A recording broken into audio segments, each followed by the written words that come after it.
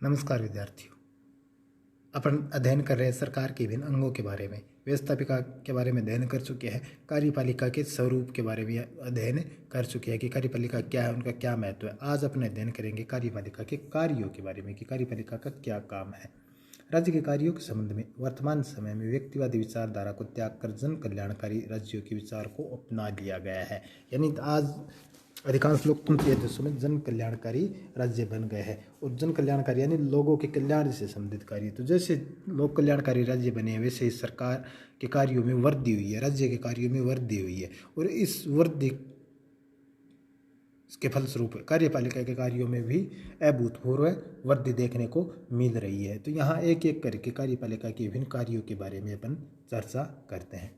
सर्वप्रथम आता है प्रशासन संबंधी कार्य। वैसे कार्यपालिका का मुख्य काम है प्रशासन को चलाना होता है।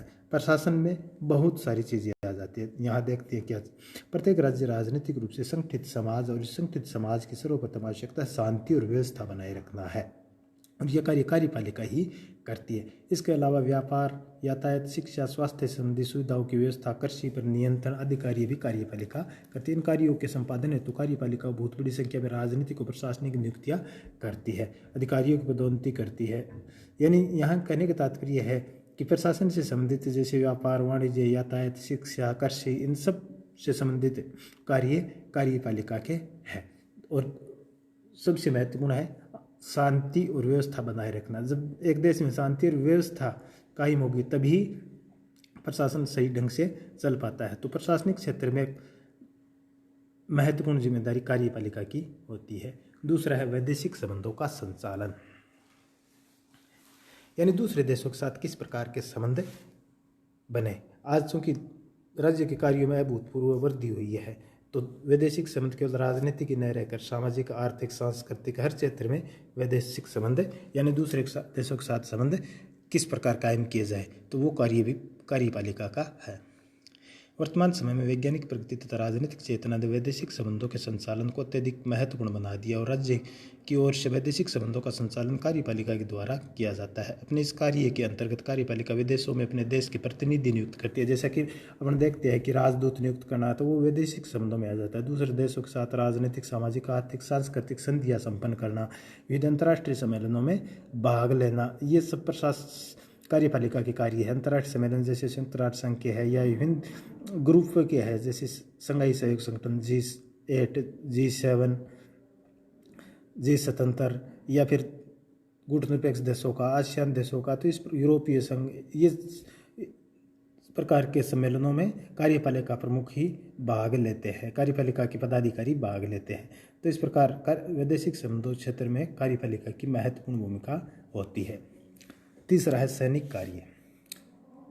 सामान्यतः राज्य की कार्यपालिका का प्रधान सेनाओं के सभी अंग यानी थल, जल और वायु के प्रधान के रूप में कार्य करता है और वैदेशिक आक्रमण से देश की रक्षा करना भी कार्यपालिका की ही जिम्मेदारी होती है। अपने इस कार्य के अंतर्गत कार्यपालिका आवश्यकता अनुसार युद्ध अथवा शांति की घोषणा कर सकती है। यानी आंतरिक क्षेत्र में शांति बनाए रखना तो कार्यपालिका का कार्य है ही, बाहरी क्षेत्र में यानी देश की सीमाओं की सुरक्षा करना भी कार्यपालिका की मुख्य जिम्मेदारी होती है। तो इसके लिए वो युद्ध और शांति अथवा शांति की दोनों क्षेत्र में कार्यपालिका की महत्वपूर्ण जिम्मेदारी होती है। जैसा कि चांसलर कैंट कहते हैं, सैन्य बल का नियंत्रण और प्रयोग, शांति की स्थापना और बाहरी आक्रमण से रक्षा स्वभावतः कार्यपालिका संबंधी कार्य है। अब विधि निर्माण संबंधी कार्य। वैसे विधि निर्माण का कार्य विधायिका का कार्य है, लेकिन आज लोक कल्याणकारी राज्यों में कार्यपालिका की भी इसमें महत्वपूर्ण भूमिका बढ़ गई और संस्थात्मक शासन व्यवस्था में चूंकि विधायिका और कार्यपालिका आपस में एक दूसरे से संबंधित होती है तो वहाँ कार्यपालिका की महत्वपूर्ण भूमिका बन जाती है। कार्यपालिका की विधि निर्माण संबंधी कार्य बहुत कुछ सीमा तक शासन व्यवस्था के स्वरूप पर निर्भर करता है। सभी प्रकार के शासन व्यवस्था में कार्यपालिका को विधानमंडल का अधिवेशन बुलाने और स्थगित करने का अधिकार। संस्थात्मक शासन में तो कार्यपालिका विधि निर्माण के क्षेत्र में व्यवस्थापिका का नेतृत्व करती है। यानी संसदीय व्यवस्था में व्यवस्थापिका का नेतृत्व कार्यपालिका के द्वारा ही किया जाता है, क्योंकि कार्यपालिका के सभी सदस्य व्यवस्थापिका के सदस्य होती है। इस प्रकार कानून निर्माण क्षेत्र में कार्यपालिका की महत्वपूर्ण भूमिका बन जाती है। इसके अतिरिक्त जिस समय व्यवस्थापिका का अधिवेशन नहीं चल रहा उस समय आवश्यकता पड़ने पर कार्यपालिका अध्यादेश जारी करती है। जैसा कि भारत में राष्ट्रपति को यह अधिकार दिया गया है। कि जब संसद का सत्र नहीं चल रहा हो तो उस स्थिति में अगर किसी कानून की आवश्यकता हो गई हो, चूँकि कानून बना की स्वीकृति संसद में मिलती है, तो संसद का अधिवेशन ही नहीं चल रहा तो कानून कौन बनाएगा। ऐसी स्थिति में राष्ट्रपति को अध्यादेश जारी करने का अधिकार है और वो अध्यादेश का प्रभाव भी कानून के समान या विधि के समान ही रहता है। वर्तमान समय में कार्यपालिका को प्रदत्त व्यवस्थापन के माध्यम से भी बहुत अधिक शक्तियाँ मिल गई है। प्रदत्त व्यवस्थापन का तात्पर्य है कि मोटी रूपरेखा कानून की विधायिका बना देती है और फिर उसकी पूरी छानबीन और उन कानून की बारीकियों को बनाने का काम कार्यपालिका ही करती है। क्योंकि विधायिका एक बड़ा संगठन होता है तो वहाँ कानून की बारीकियों पर पूरी तरह से ध्यान नहीं दिया जाता या इतने विशेषज्ञ नहीं होते कि वो कानून की बारीकियों को सही ढंग से जान सके, इसलिए वो कानून की मोटी रूपरेखा बना देते हैं और फिर कार्यपालिका उसका पूरी तरह से निष्पादित करती है। तो ये प्रदत्त व्यवस्थापन कहलाता है। वित्तीय कार्य, यदि वार्षिक बजट की स्वीकृति करने का कार्य व्यवस्थापिका द्वारा किया जाता है, किंतु इस बजट का प्रारूप तैयार करने का कार्य कार्यपालिका करती है। यानी बजट की स्वीकृति विधायिका यानी हमारी जैसे भारत में संसद देती है, लेकिन बजट का प्रारूप बनाने का काम वित्त मंत्रालय जो कि वित्त मंत्री के अधीन होता है, जो कि कार्यपालिका का एक भाग होता है।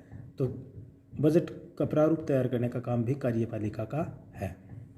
न्याय संबंधी कार्य, न्यायिक कार्य वैसे न्यायपालिका की होती है, लेकिन कुछ विशेष परिस्थितियों में या कहूँ कि जो न्यायपालिका द्वारा दंडित व्यक्तियों को क्षमादान का अधिकार या दंड को कम करने का अधिकार कार्यपालिका के प्रमुख को दिया जाता है। जैसे कि भारत में भी राष्ट्रपति को ये शक्तियाँ दी गई है कि न्यायपालिका द्वारा दंडित व्यक्ति को राष्ट्रपति क्षमादान कर सकता है या उसके दंड को कम कर सकता है, जिसको दया के आधार पर किया जाता है, मानवीयता के आधार पर किया जाता है। पर प्राय प्रत्येक देश में कार्यपालिका की कुछ न्यायिक शक्तियाँ भी प्राप्त है। सभी देशों में कार्यपालिका प्रधान को समाधान का अधिकार है, जिसके अनुसार कार्यपालिका न्यायपालिका द्वारा दंडित व्यक्तियों पर दया करके उनके दंड को कम कर सकती है, उसे क्षमा कर सकती है। सर्व क्षमा करने की शक्ति के अंतर्गत कार्यपालिका एक ही अपराध से संबंधित अनेक अपराधियों को एक साथ भी क्षमा कर सकती है। इसके अतिरिक्त वर्तमान समय कार्यपालिका सामान्य निरीक्षण के अंतर्गत कार्य करने वाले सरकारी विभागों को अर्ध न्यायिक कोटि के व्यापक अधिकार प्रदान। उदाहरण ब्रिटेन के स्वास्थ्य मंत्रालय अपने प्रशासनिक कार्य के सिलसिले में लोगों को जुर्माने कर सकता है। तो इस प्रकार न्याय के क्षेत्र में भी कार्यपालिका की महत्वपूर्ण जिम्मेदारी सौंपी गई है। इसके अलावा कुछ अन्य कार्य भी है। उपयुक्त के अतिरिक्त अनेक देशों में कार्यपालिका को उपाधियां वितरित करने का अधिकार है। कुछ देशों में विशिष्ट सेवा के बदले पेंशन या अन्य प्रकार की सहायता देने का अधिकार भी कार्यपालिका को है। वस्तुतः जन कल्याणकारी राज्य की विचारधारा के कारण कार्यपालिका के कार्यों में निरंतर वृद्धि ही हो रही है।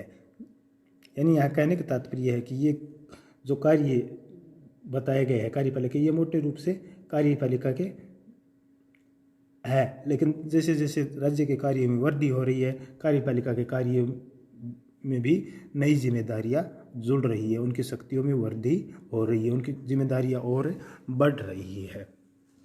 तो इस प्रकार हम कह सकते हैं कि प्रशासन संबंधी कार्य न केवल प्रशासन संबंधी कार्य कार्यपालिका करती है, बल्कि वैदेशिक क्षेत्र में, सैनिक क्षेत्र में, वित्तीय क्षेत्र में, विद्युत निर्माण क्षेत्र में भी कार्यपालिका की महत्वपूर्ण भूमिका हो गई है आज के लोक कल्याणकारी, जन कल्याणकारी राज्यों में।